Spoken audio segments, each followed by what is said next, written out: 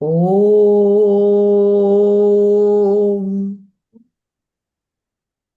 Om.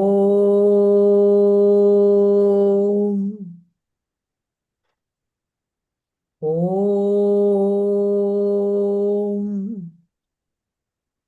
Om Sahana Vavatu Sahanau Bhunaktu Sahaviryam Karavavahai Tejasvinavadhitamastu Mavit Vishavahai.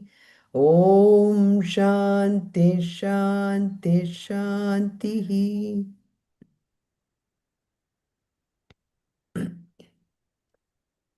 So who wants to start? ॐ पार्थाय प्रतिबोधितां भगवता नारायणेन स्वयं व्यासेन ग्रथितां पुराणमुनिना मध्ये महाभारतम् अद्वैतामृतवर्षिणीं भगवतीम् अष्टादशाध्यायिनीम् अम्ब त्वामनुषं ददामि भगवद्गीते भवद्वेक्षिणी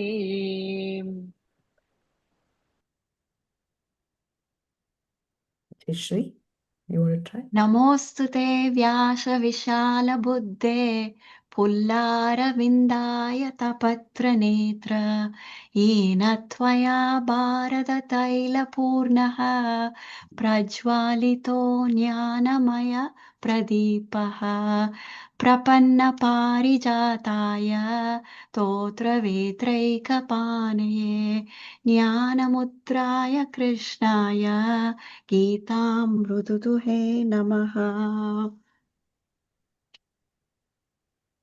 वसुदेवसुतं देवं तं च शानूरमर्दनं देवकी परमानन्दं कृष्णं वन्दे जगद्गुरुम् सर्वधर्मान् परित्यज्य मामेकं शरणं व्रज अहं त्वा सर्वपापेभ्यो मोक्षयिष्यामि मा शुचः। So we are actually entering into the shloka number 9. We have already finished already about, I would say, 10 of the values. We started with the shloka number 9 last time with Indriyarteshu Vairagyam. So today we'll actually cover Anahankaraha and Janma Mrityu Jara Vyadhi Dukkha Doshanu Darshanam. So in shloka number 9, this is where we saw Indriyarteshu Vairagyam, which we did last week, was about indifference towards the objects of senses. So it is not as if we are not, we are told that we should not enjoy, okay? As in our own, the very first Kindle Life book that we saw, there was this one chapter which says, eat, but not let the world eat you. Enjoy, but let not the world enjoy you. Today we are living in a situation where more and more objects of senses are put in front of us. And if we are not careful, we can actually get completely, engulfed by all this. So that is what we did last time. Today we'll cover this Anahankara, and then Janma Mrityu Jara Vyadhi Dukkha Doshanu Darshanam.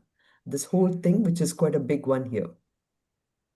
So this is what we said last time with Indriyarteshu Vairagyam, which is actually Vairagya means dispassion, but in a sense it means mastering the sense organs.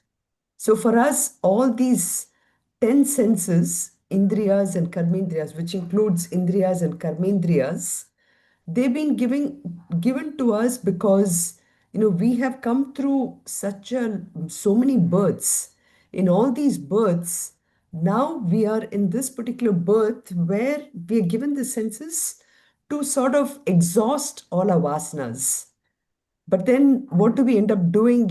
On one hand, we are this kind of people who are told that, okay, you're the highest form of creation. You've been given all this.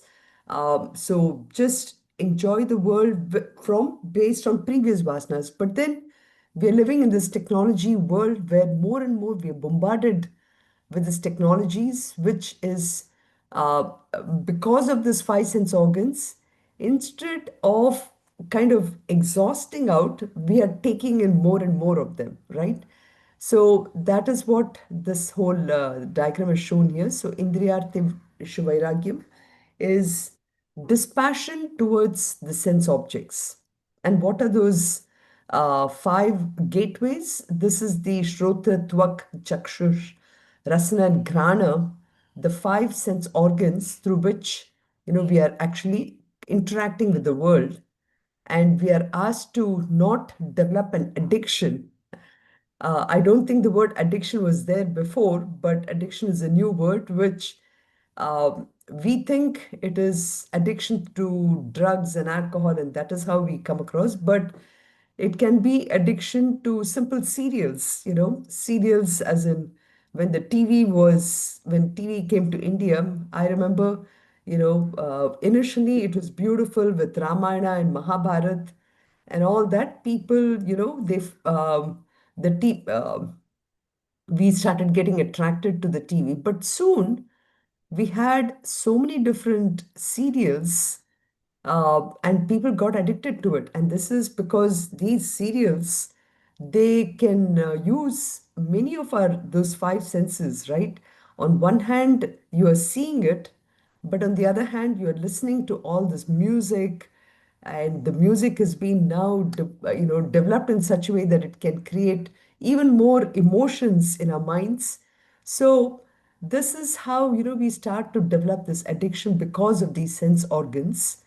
And in Vivek Chudamani, we saw last time, there are all these animals which can get captivated by only one of these sense organs. You can get captivated, but we as human beings, we have all these five sense organs, and all these five sense organs kind of create this real complex situation for us where we really don't know what to do. We are more and more attracted towards the world itself. So that is why we need to develop a sense of vairagya or dispassion. But when we think about what does this dispassion mean, is it really a suppression of the desire? Are we not supposed to enjoy? Are we not supposed to, go for concerts, see movies, all that? No, it is not. It is really not a suppression of the desire itself. It is actually where you are looking at these objects, right, which is in front of you, but you recognize the objects for what it is. Whether it's this movie or anything, you go there, you enjoy it for that moment, but we also recognize that that movie is not a permanent thing. you know what if we go to a movie and somebody dies in the movie, and you carry that thought throughout the day? You come back home and you're not able to sleep because somebody in that movie passed away. That's it's meant to, we recognize it's not a permanent thing, it's only a temporary. Now, yes, that is a movie, but then we say, okay, in life, how can I really have this? So we can use that example of that movie to see that even in life, all the relationships, all these objects which are there in front of us, at any moment in time, one should be able to give up and walk away from it. How long are these objects going to be with us? We know we came into this world with nothing, and we are going to go away with nothing. That is for sure. Now, why can't I just today even think about, recognize that all these objects in front of me, are really not going to have any effect? So that is at the level of objects. Now, let's come back to the second part, which is our relationships. Now, that's a tough one, right? We will say that, well, what is wrong with me having a relationship, being attached to all my relations who are in front of me, my own children, my parents, all of them. What's wrong with that? Well, again, the same thing applies. Like, just like how I'm going for a movie, I'm enjoying when I'm there. I'm not thinking about anything else. And I come back and I recognize that movie was a temporary thing. Here too, with my own relationships, I really spend every moment. I'm in the moment, I'm enjoying my time with them. But I also recognize that all this is again temporary. You know, that is what dispassion is. Dispassion is recognizing the objects, recognizing our relationships, recognizing the situations. You know, same thing. Like right now, as last time also I gave this example of a weather. Um, right now the weather is starting to get heat. Slowly it's heating up. I came to Chennai last night and I can feel the heat here, you know. And I think Suresh is in Andhra and he probably sees the same thing. It's becoming hot now. And but is that going to last? I mean, there's no point in complaining about the weather because you know that it's going to get even hotter, actually. Not that it's going to get cold. I can, of course, run away to Michigan where it is still probably snowing, but that's not going to last. The point is to recognize all the objects, all our situations, all our relationships for what it is and where it is, and recognize that indriyarteshu vairagyam, which is I'm not coloring it with my own likes and dislikes. It's actually my own uh, superimposition of what that object means to me, right? So, for example, let's take a phone itself. Right now, I think we have this i17 phone or something. Until I recognized until this phone was, or even let's take I-18 or I-20, it is not even made yet, but it is there in the store. And so long as I don't have it in hand, that doesn't bother me. The second it comes to me, now I get attached to the phone because of its beautiful features. And of course, Apple and other companies, that is their business on how to make it so attractive that it becomes in tune with what I want from the phone. Or sometimes they will also impose or bring about a new marketing technique in such a way that I get attracted to it, right? So only when it comes to me, then I develop this slowly in attraction and then it becomes an addiction, right? So I am actually superimposing my own likes on the phone and I'm getting attracted to it. So at the end of the day, if I know that I'm the one who's doing it, why can't I get out of it? Right? That is also in my hands. And that is what Vairagyam is. Vairagyam is not something which I'm suppressing a desire. I'm actually recognizing that the temporariness of it, the relative merit of something like this, and I'm actually working on that. So that is the point of it, where when we say, how can the mind be freed from this, is to clearly seeing the objects for what they are. So when I recognize them for what they are, then I slowly start to see that I don't have to be complete by having that object. So sometimes, we may think also, only if I have this particular object, my life will be complete.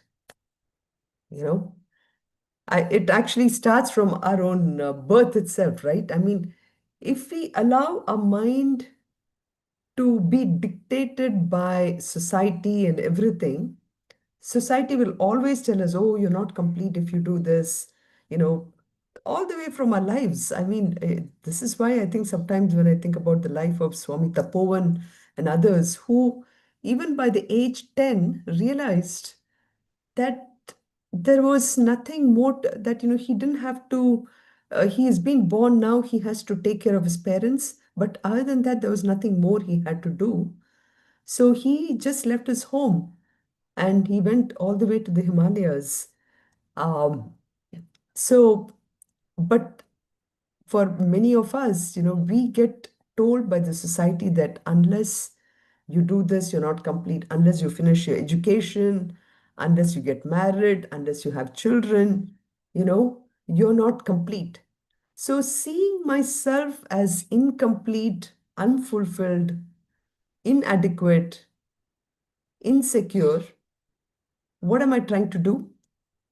I try to complete that life. I try to complete that life by getting into situations thinking that that will give me completion.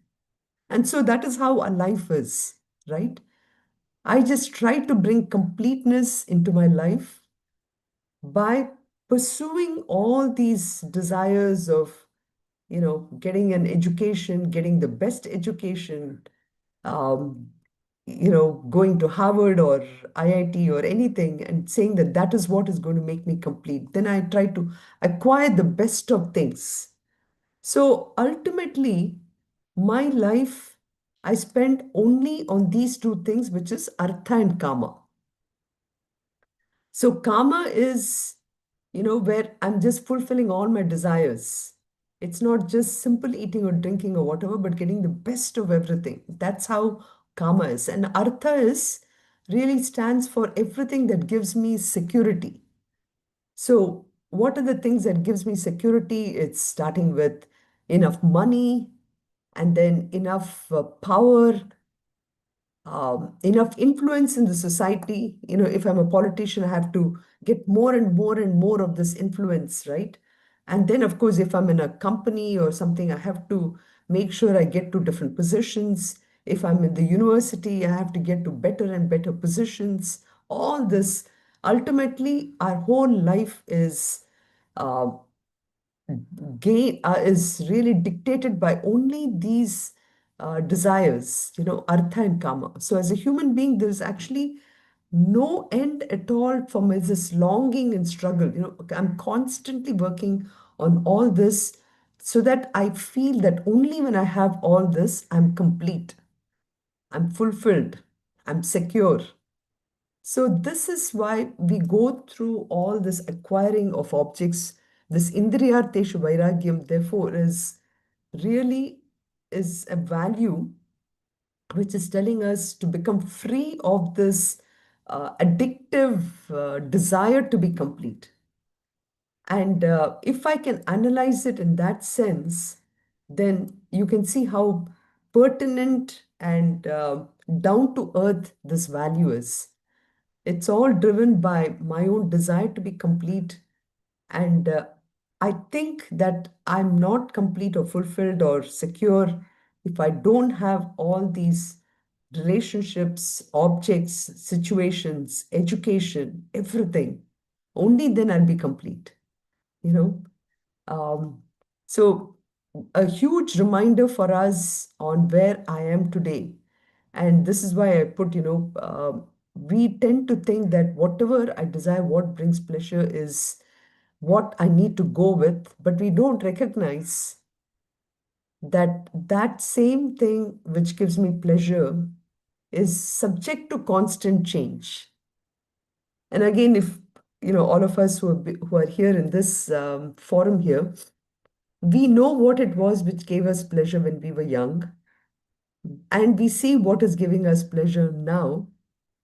Can we actually analyze it? Can we actually look at it and recognize that there's only a change in my mind on what that pleasure I'm getting it? If I can observe, if I can reflect upon this, that thing which is giving me pleasure has been subject to a lot of changes. Like, for example, it could be the technology change that we said. For example, communication. There was a long time back, we were happy with communicating by face to face. And then it changed to uh, a phone, by using the phone. Then the phones went through a lot of changes. We had, you know, phones which were mounted, then it became the mobile phones. And then from phone, then we went into whatever, I'm just jumping forward too much, like into Zooms, right? All this faced through computer, internet, all this stuff. But ultimately, what is the communication hasn't changed. The communication which gave me pleasure, that has not changed at all. So if I can reflect upon this part of it, this topic of Indriyarteshu Vairagyam really makes sense here. So Vairagya is the state of mind which is brought about by pure understanding, not by self-denial or deprivation. So this is very clearly needs to be brought up. And we did some of these questions. So I don't know if any of you had a chance to reflect upon this before we go to this next thing of anahankaraha. Anything to add? Hari Om. Yes, Anand. Yeah, thanks for explaining again the Vairagya, the the way. And we always go with Chaturvidha, right? Which is Chaturvidha Pala Purushartha. Uh-huh. So Dharma, Artha, Kama, Moksha. So what's the approach in getting these four, right? I believe they go parallel. They don't go parallel. Actually, I mean, it can go parallel also, especially for all of us who are still in this world. When I say still in this world, means we are using the world to dictate a lot of things. It can go parallel, but more or less, it is kind of a serial approach. Artha, Kama, Dharma, Moksha, or Dharma is the one. If I use Dharma as the guiding principle by which I'm acquiring Artha and Kama, then Moksha is for sure, right? Moksha is the ultimate goal. And to get to the ultimate goal of Moksha, I'm using Dharma as my guiding principle in how I'm exhausting my karma and how I'm again exhausting my karma in acquiring artha. And ultimately, dharma is the one which reminds me, like for example, in Swami Tejomananji, I just remember from my readings of the way he explains beautifully, how dharma itself comes from the word dhruv, which means the existence, or not existence as such, but the isness. So, what is my dharma as a human being? My dharma ultimately is to protect everything which is below me. And dhru is, or it is the isness of things. Starting with what does dharma mean? Dharma means it is really isness. For example, he gives this example of sugar, and the dharma of sugar is sweetness. The dharma of anything for that matter. For example, even if you take the phone, what is the dharma of phone is to help us to communicate. So in that sense, dharma for us as human being is to protect. And of course, what is to protect? It's a whole lecture by itself. But so to answer very simply, sorry, I went a little bit on the tangent here with dharma, but your four purusharthas, yes, that is where we are today. And it can happen in parallel, but more or less it is a kind of a serial approach where I clearly understand the value of dharma in acquiring, the value of dharma in exhausting my desires, which ultimately leads to moksha. Thanks, Sunitha. Yeah. So Indriyarteshu Vairagyam is, Hari Om. yes, Meena. So you're saying they're not going parallel and you have to follow one by one, step by step? In the sense, see, are in the aspect of artha and kama, okay? As I said, artha is, the wealth, fame, name, power, influence, all that is artha. Artha is the one which we use to, as a kind of protecting what I have. And kama, desire is, gaining more and more, right? Desires are to gain a lot of these things. So uh, you can say karma probably is the first step, correct? In a normal world, when I'm born, I start to acquire all these things. So that is karma. So karma in that sense is the first step where I'm desiring a lot of things. Then artha is I'm protecting it. Okay, like I said, this whole aspect of influence or power, name, fame, all this is I'm protecting what I have. I mean, in chapter 3 or something, right? Krishna says, no, it's much later, probably 9 or 9, I think. He says, Krishna is saying that, you just focus on me, I will take care of your artha and kama, if you remember the shloka, So the point is, artha and kama. So kama is desire, where I'm getting a lot of things. Artha is sort of protection of everything. And so, in and through this, if I use dharma as my principle, okay, this Purusharthas is a whole lecture by itself, which we can do. So, in some sense, you can use dharma as a way to get to, as a principle in how karma and artha is done. Alternatively, for a normal person who is, let's take somebody who doesn't even know what the Purusharthas are, right? So, what that person does, the person starts to just acquire and acquire and acquire. At some point, he recognizes that just acquiring of things is not enough. I have to start protecting it. So that's what I meant by in that sense. But even after protection, he recognizes that, this protection he's trying to do, it could be by proper means, can be by illegal means. So at some point, he recognizes that there is something called dharma. Okay. And So, dharma can, is a, yeah. So it's only by dharma that I can do better things. I can still be acquiring and doing this, but my focus is changing. It's almost like, day-to-day world, we say, don't use, we start using a lot of short steps, shortcuts to get what we want. But then we recognize by taking all these shortcuts, it's taking me nowhere. Then what do? I start to discipline myself. I discipline myself and I say, okay, let me start from the beginning. I do one step at a time in a proper manner, right? So that's what I mean by from indiscipline to discipline is, the level of progression. So artha, kama, I'm sorry, kama, artha, and then, your dharma. And then finally, when I start doing by disciplined manner, my mind starts becoming more and more less agitated. I'm able to see things clearly. I'm able to take decisions clearly.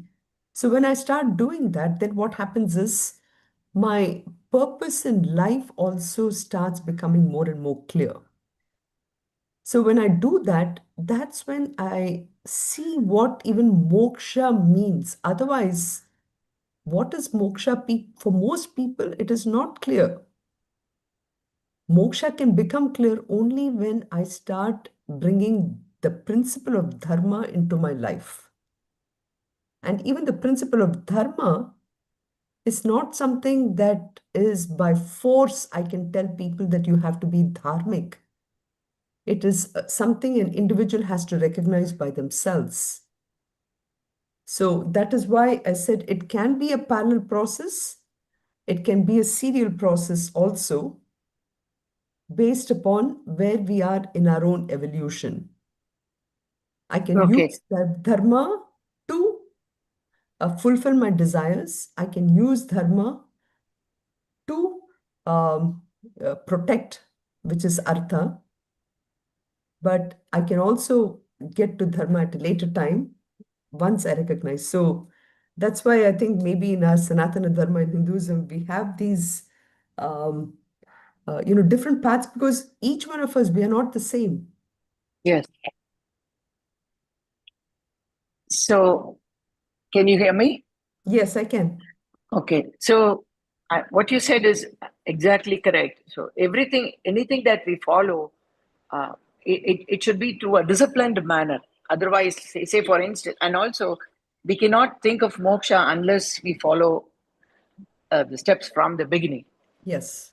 Okay, that's one. And then when you refer to ninth chapter, did you in particular did you refer to this 34th shloka man mama bhava bhaktho madhyaji mam namashkuru mame vaishyasi yukthaivam atmana matparayanaga? Is that what that No, shloka that you no, were no, no, saying? no, no, Ah, not that one. ah, It is the meaning of the shloka is mm, Krishna is saying that, mm, today you're spending a lot of time in the world acquiring artha, mhm, protecting your artha mm, and acquiring, more and more through karma. mm, He's saying that you just surrender all that to me. I will take care of your karma and artha. Okay? mhm. You just focus your complete attention on me. So the shloka itself has the artha and kama. I'm sure if you do a simple Google search on artha kama, where does it appear in the shloka? You'll be able to see it. I Oh. don't have the book in front of me, but Mhm. that is the shloka. It actually says dharma artha in that shloka. Okay. So this particular sloka, 34, what I read, Krishna is saying, like, you just fully surrender to me. Is that correct? Okay. Yes, yes. It But can you tell me which sloka you referred in chapter 9, please? yes, I will send it to you. I'll send a WhatsApp note on it because I don't have my Gita book right Okay. here. Okay. Okay. And Okay. yeah, I'll definitely come back to you on that. Okay. Thank you so much. You're welcome. Hari Om. Yes, Anant. So one sloka, Sarvadharma Parityajya Mamekam Saranam Aham Tva Sarvapapebhyo Mokshayishyami. Uh-huh. So it says, again the surrender, right? You leave everything on me and then you surrender. Mm-hmm. So then, Bhagavan is saying he'll give the moksha. Right. That is the ultimate shloka. That is true. I'm just putting in my phone itself and seeing which shloka is that. Uh, So basically, in every sloka, Lord Krishna says different ways. But ultimately, it's the same thing. You surrender to me. I mean, he's saying in different ways, but ultimately, correct. just surrender to me, put everything to my feet, and then he'll take. That's what he's trying to say. And Correct. also, when you referred, Lord um, Tobomayananda, Swami I will Tejomayananda. also, Tejomayananda, I will also add Ramana Maharishi. Uh-huh. He also, at the age of 10 or something, he left everything and then, he said, he was doing in Correct, Tiruvannamalai. correct, correct. I was referring to Swami Tapovan actually in that. Tapovan, Yeah. okay. Not Yes. the Tejamai, okay, No, no, Tapovan. no. I Swami just tried to recollect the Yes. Ramana Maharishi too. Okay. Right, right. You're absolutely right. You see, they, uh, in terms of the relationships, right? So they did not get into a grahastha ashram or anything Yes. because they already recognized at that stage that uh, everything is temporary anyway for them. I mean, again, I have to be careful on how we say this in the sense we all are into grahastha ashram and, Mm-hmm. um, but they at the age of 10, or even in the case of Ramana Maharshi, even before, they already recognized uh, what their ultimate goal was, and they just wanted to run away from where they were at that time. Mm-hmm. In the case of Swami Tapovanam, he had that obligation towards his parents, which he wanted to finish it. And then he waited to do that. So he did not even get an education. I think he actually was in school, but then at some point he realized that what am I going to do with this education anyway? You know? Mm-hmm. So he gave that up. Mm-hmm. Ramana Maharishi also, he was probably going to school, but one day when he heard about Tiruvannamalai, he realized, okay, I have to be there. That's all that mattered to him, right? Mm-hmm. And he was always saying, "Who am I? Who am I? Who am Yes, I?" Mhm. Thank you so much for, I mean, explaining that this brief and also giving lots of examples. you're welcome.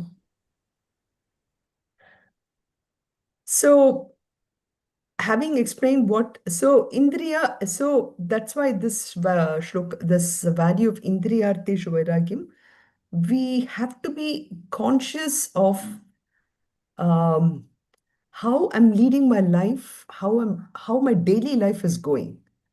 Every day, this five sense organs, they are the gateways through which impressions are coming into my mind.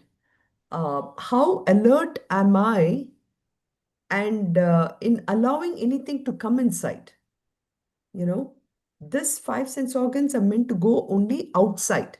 In Kathopanishad, beautifully it explains, they are only meant as a gateway for outside. Anything which was already as an impression in my mind, I need to exhaust it out through this five sense organs. I cannot allow it to come inside anymore because I have to recognize, in fact, when we come to Janma Mrityu Jara Vyadhi, we'll have a little more deeper discussion. Is this physical body which has been given to me today is meant only to exhaust all the previous desires, which is a huge baggage within myself. And that's what all this 10 indriyas, 10, which I said the karmendriyas, five karmendriyas and five jnanendriyas have been given, is only for that. Is only for everything to get outside, out of me. And so, indriyarteshu vairagyam, so that is why I need to have this value very important as I lead my life every day. But we are so bombarded with things. I mean, I don't know if you experience there so much, but in India, there is so much sometimes in terms of the fashions and the kind of saris or the kind of blouses. I'm just giving you from my own practical experience what I'm seeing here. I'm sure it is different in different ways, or again from the technologies, or even for all this things that are changing. Uh, so how do I develop it? How do I still keep focused on my goal? It is only by reminder from Bhagavad Gita about this, saying that, things haven't changed at all from whenever, man started living. So let's face it, there will always be all these new changes happening, but how can I continuously focus on my goal? So this leads to this next value, which is anahankaraha. So ahankara, I think all of you know, we know that it is this concept of our own individuality. Okay. So what do we mean by our individuality? It is this aspect of when I say, I'm talking right now, I'm enjoying my coffee or something, or I'm seeing.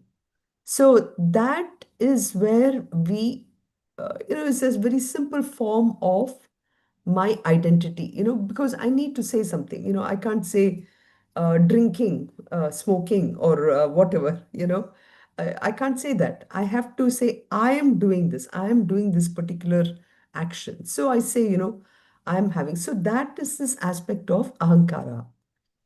So, but then what we do is we use that identity to a much bigger thing.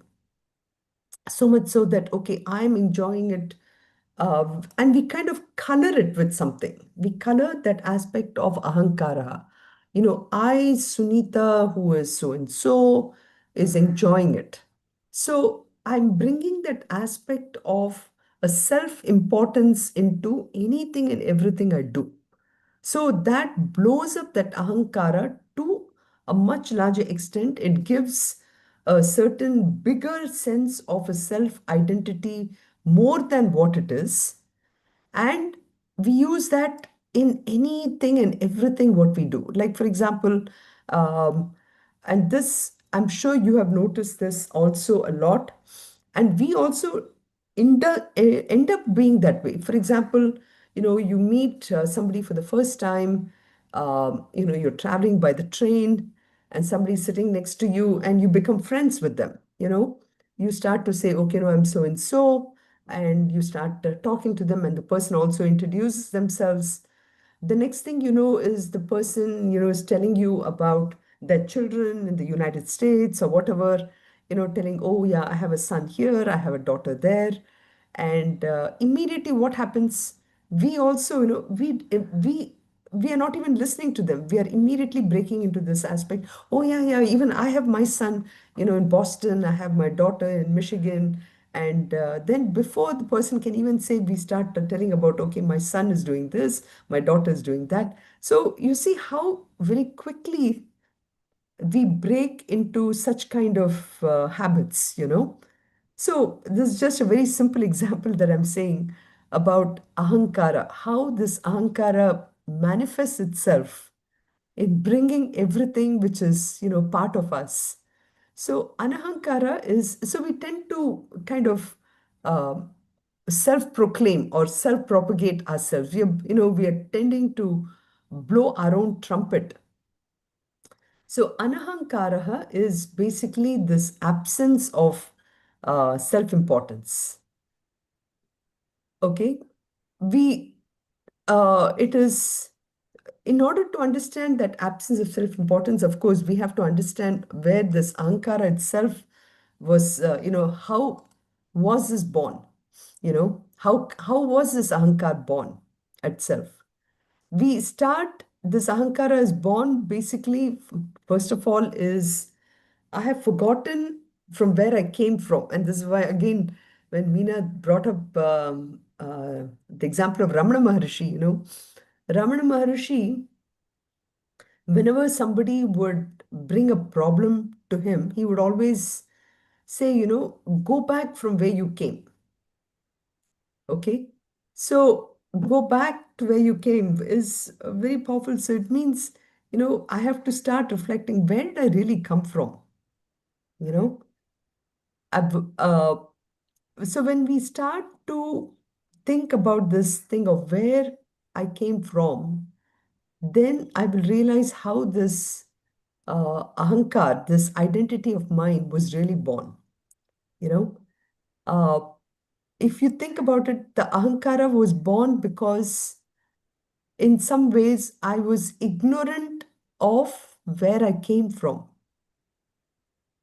If I recognize that I came from that Atman or Brahman, okay, then I will not take on this identity. So, anahankaraha is the absence of this identity, or to recognize that this identity that I have right now is something that I'm using it for my transactional purposes. If I recognize it's only for transaction purposes, then I will not take on this permanent identity that I think of who I am. So, ahankaraha itself was basically born by when I converted the transactional identity into a permanent identity, and I started living myself as the permanent identity. So I need to go back to where I came from, which is again what Ramana Maharshi is saying. I need to go back and I need to recognize that that identity from where I came from is my true identity. And whatever identity I have today as Sunitha, she's living in India, she's working for CVV, and she's, playing these roles, all that is only temporary. So my ahankar should be a pure ahankar. It is not all this identity that I've taken. So this part of it needs to be very clear because it is that ignorance of where I came from, okay, has led to where I am today. So if I take on this permanent identity of who I think I am, then I'm living in a delusory world. It's an illusion that I have created for myself, and I'm living that illusory life.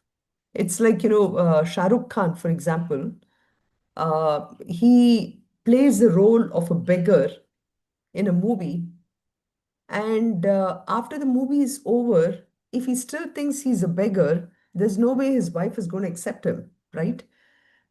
He has to go back to his identity as Shah Rukh Khan. So too for all of us, yes, for the sake of transaction, I need to take on a certain role because people identify me with only that role. So I have to perform that role for that particular situation to the best way possible.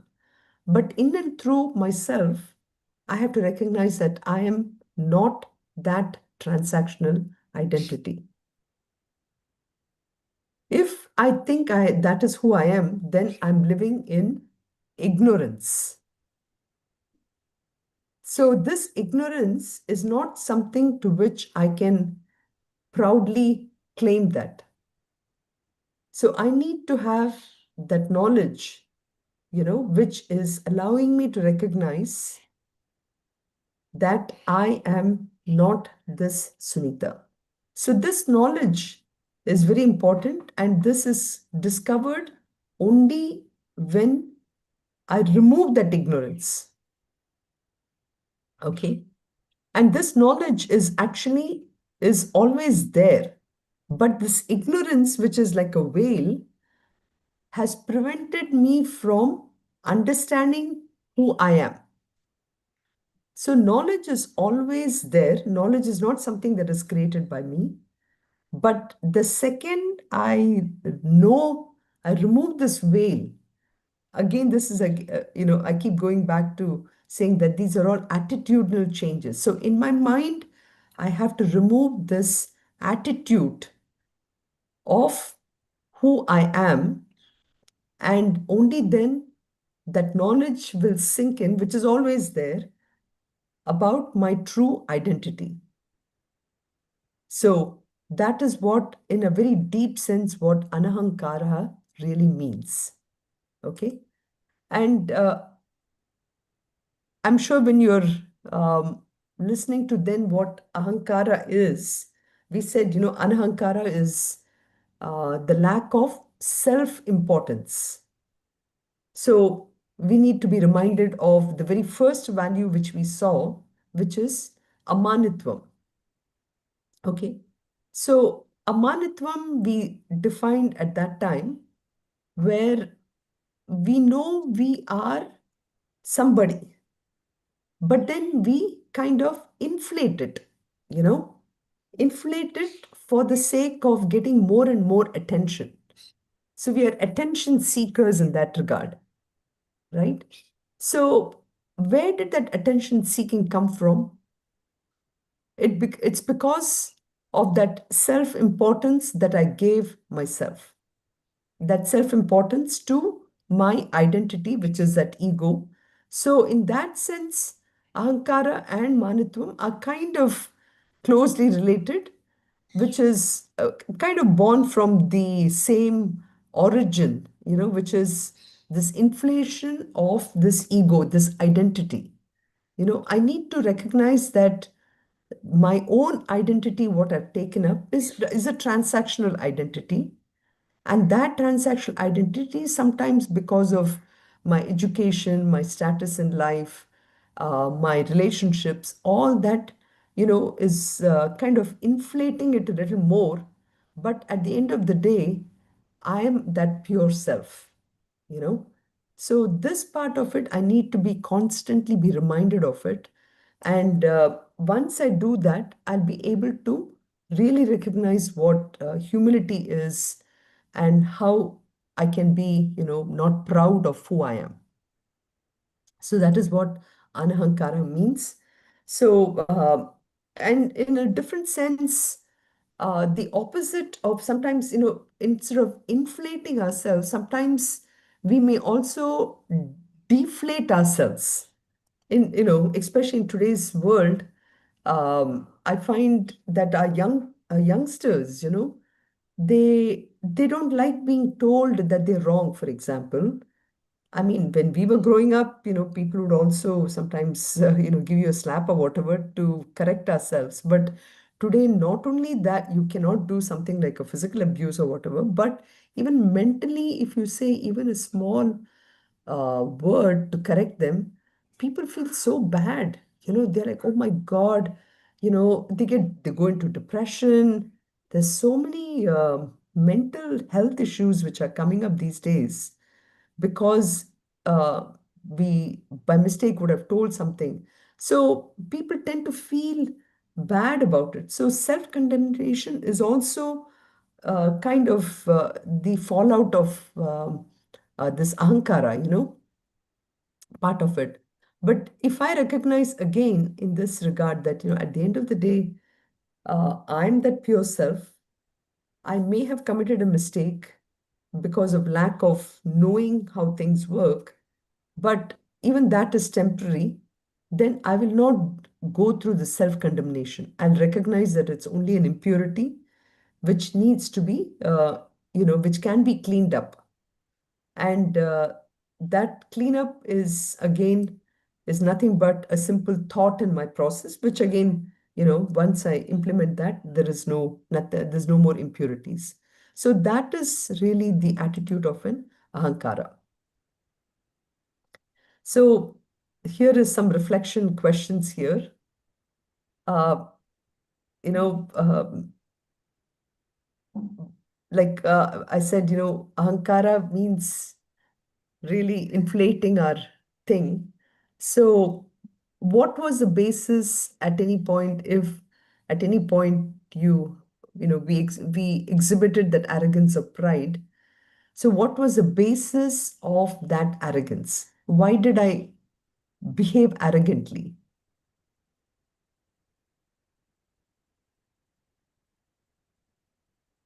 So, any instance we can think of. I know it's hard to speak about personal instances, but maybe for the sake of this exercise, we can make up uh, a story or something like that. So does anybody? When we try to lose temper. Yeah. Why did I? Maybe there was a time when I lost my temper because something didn't get done in a certain way, right? And there can be so many such instances. Even if you can take a work situation, for example, the boss Mhm. gets really mad at somebody because the work wasn't done exactly how he or she thought it should be done, right? Mhm. Mhm.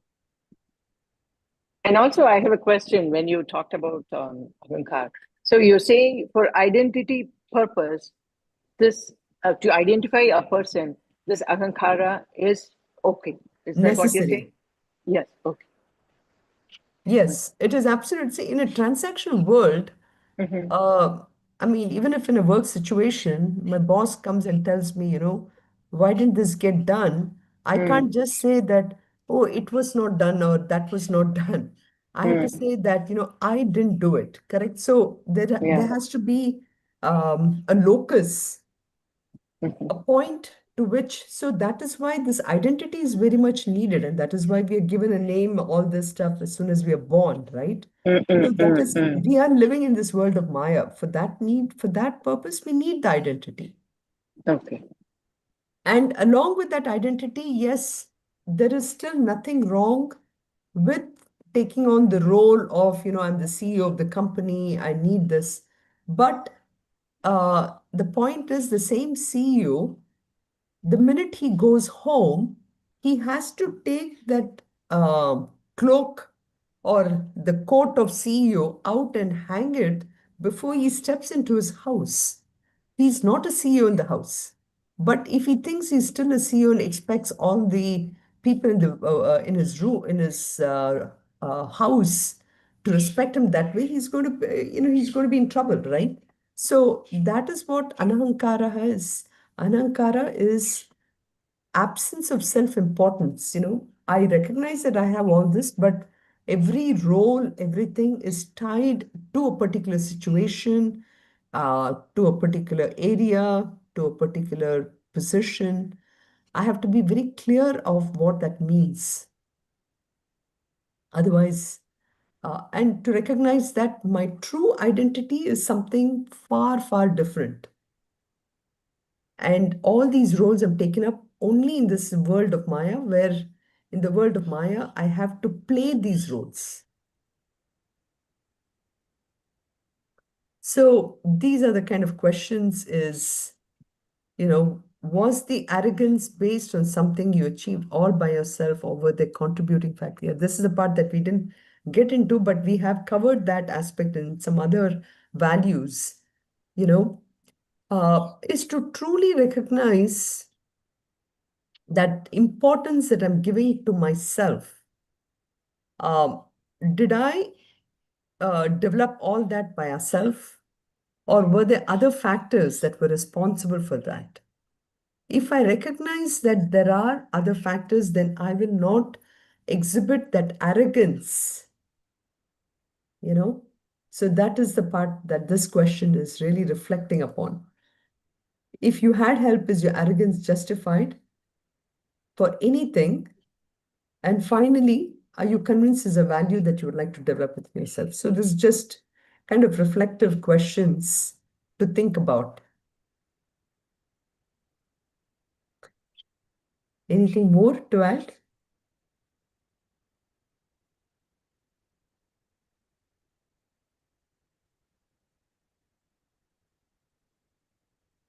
So I know I thought we can do this other thing too, but again, the time is about, I know 7 minutes over, but we started 7 minutes over actually, and I don't want to delay this. This is really another, having talked about Indriyarteshu Vairagyam and Anahankaraha.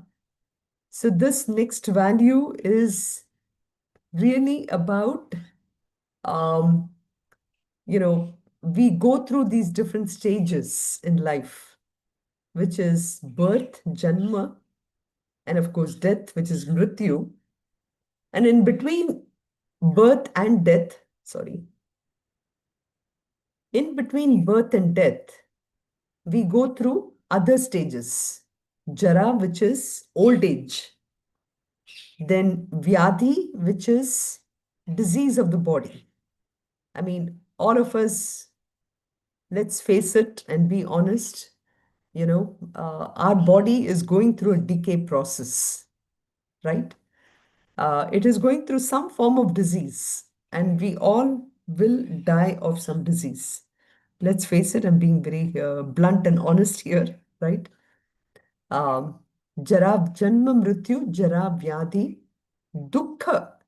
So the idea is today we're living in this world thinking that we're going to live permanently.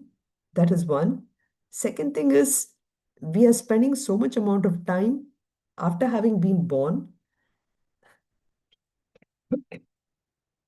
doing a lot of things to a physical body, thinking that it's going to live forever. But this is a kind of a stark reminder that in each one of these is that there is a lot of dukkham, there's sorrow. So seeing that ability, dukkha dosha, that to see that sorrow in that, and this word anu, the word anu here, it means repetitive, repeatedly. Darshanam is darshan, means seeing.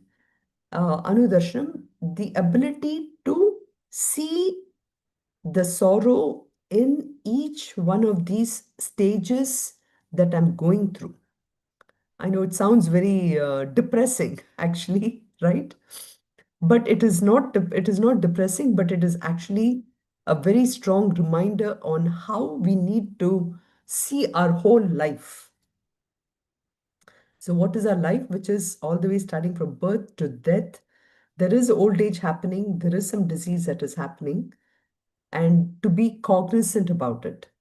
So, we'll analyze this a little more deeper next week because I think there is really a lot to go through each one of that stage and to really understand. So, Hari Om. yes, Actually, this is not depressing at all. really? Not Okay. depressing at all. We are just trying to, I mean, and you're giving us some small tips for us to get into our mind, and totally not depressing. Don't even think about like Good, very good. No, but that. what I'm telling you, this 20 values to me is, and I'm apologize for taking it so slowly, but I really feel they are such great reminders. No, we are enjoying it. Please, we want in detail because the way that you're explaining, only then we can get at least a small percentage of it. Thank Thank you so you. much. Thank you so You're much. you're welcome. So we'll do Janma Jara Vyadhi. If possible, we'll do even Asaktihi. As I said, as they're all reminders to where we are right now, but more importantly, how our life can be even better. And today we look at the life being better as more comforts, especially as we are growing older. You know, just out of blue, I was just thinking that I saw one small ad in Facebook or something about how the son buys a beautiful bed for his mother. His mother is getting old, and she really appreciates the beautiful bed that of his son is bought. So it's good for the spine and back. So I was just thinking, as we're growing older, we are also looking for better, comfortable things. We are running away to comfort areas, all this. But more importantly is in our mind, I need to develop that attitude on recognizing that even this comfort which is there today, will go away. Who knows how our world is going to shape up? And again, I'm not being depressive, but I think last week, not last week, just 3 days ago, right? When this war with Iran started, I was thinking about it. I mean, where is this going to end? On one hand, life seems to be great with a lot of these developments, everything going on, even in India and everything, all this. But once a war starts, where is that going to end? If we don't get this knowledge right away, we will be in a better position to deal with huge changes which can potentially happen. Or through all these values, we are strengthening the world. See, my Acharya used to always say, you need only one Shankaracharya or very few Mahatmas to hold this world together. That much amount of sattva they bring, you know. So if we can distribute that sattva to more and more people, to that extent, the world will be better, right? So that is where all these values and all are great reminders to recognize where I am today. How can I develop that sattva to hold this world together? Peace is not in somebody else's, peace is not something that we can aim for. Peace is always there. And that peace needs to be strengthened. we're not aiming towards more peace. I mean, if Trump is thinking that by going against Iran or whatever, we are going to get more peace in US, no, it's not going to happen. Look how it is affecting the world, right? So these are kind of stark reminders for us to know that it's only this values, which is the knowledge, which is really going to keep us, more sattvic. Anyway, so we'll meet again next week. Sarve bhavantu sukhinah, sarve santu niramayaha, sarve bhadrani pashyantu, ma kasyat dukkha bhag bhavet. Om Shanti Shanti Shantihi. Om Purnamadav Purnamidam Purnat Purnamudachyate. Purnasya Purnamadaya Purnameva Vashishyate. Om Shanti Shanti Shantihi. Harihi Om Shri Gurubhyo Namaha. Harihi Om.